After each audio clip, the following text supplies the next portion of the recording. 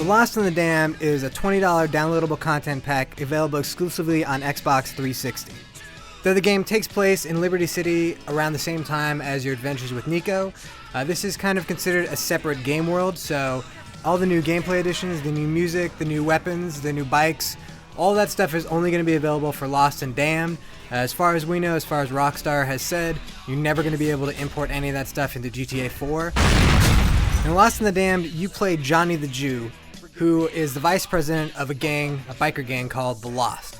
To help separate the look and feel of The Lost and Damned from GTA 4, Rockstar did a lot of stuff with the presentation. And they added this grainy filter to the game, and that's going to be seen throughout. It's really present in the cutscenes, but it's there all the time, and unfortunately, that grainy look, which actually worked really well with a game like Mass Effect or Left 4 Dead, doesn't work here because it basically makes Liberty City look ugly.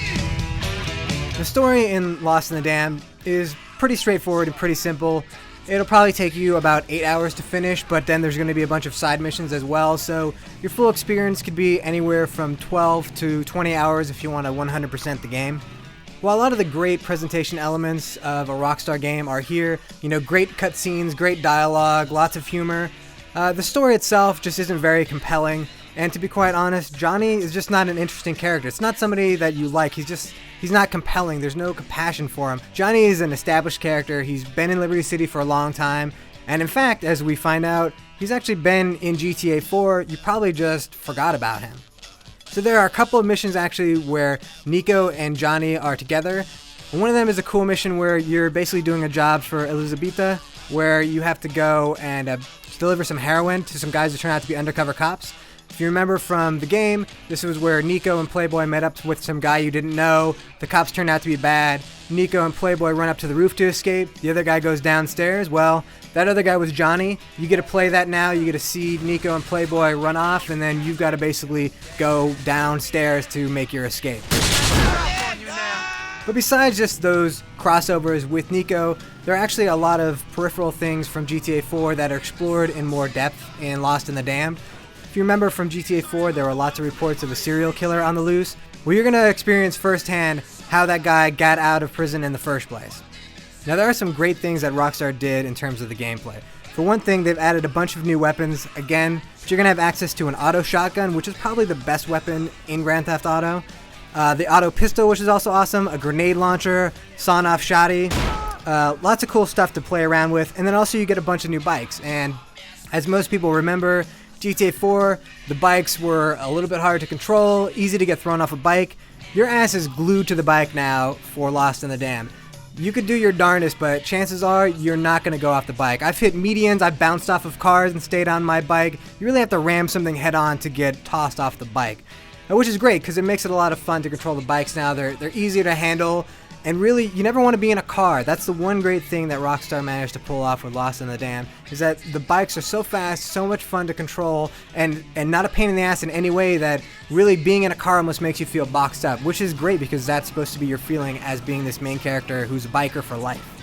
The other great thing that's added is that there are now checkpoints in between the missions. So pretty much anytime there's a cutscene that happens during a mission, that's usually going to be a checkpoint so that if you die after that cutscene, you just start back from there again. You don't have to actually go drive all the way to the mission and then progress through one at a time, which does certainly speed up the gameplay experience, but it also cuts down on any of the frustration people might have felt playing GTA 4. Come on, you pussies! And of course, being a Grand Theft Auto game, there are lots of other things to do besides play the main story. There are gang wars, which are really cool. There are odd jobs that you can do. You can also steal bikes, and you can also do new kind of bike races. In the end, the Lost in the Dam just doesn't hold a candle to Grand Theft Auto 4. Liberty City was a main character in GTA 4. Not so much in the Lost in the Dam. The real focus is on the biker gang, and again, those guys aren't terribly interesting. So compared to Nico's story, it's just not as compelling, but I have to say that the gameplay changes that they made are phenomenal. Just for that reason alone, you're going to want to play, check out all the new weapons, and just have a lot of fun riding on those bikes. It's too bad that you can't bring that into Nico's story, because I'd much rather just play as Nico with all these new toys. But certainly for $20, having this, an 8-hour single-player story, a bunch of other stuff that you can do around town, some mini games you can play like air hockey and arm wrestling, and then on top of that having new multiplayer modes as well, new songs, new radio station. It's a very complete package, and for only $20, that's actually a great deal compared to what we've seen from other downloadable content. So no, story is not quite as good as GTA 4, but there are a lot of other compelling reasons to try Lost in the Dam, so certainly I recommend picking it up when it comes out on Tuesday. The Almighty forgives, Johnny. The lost don't.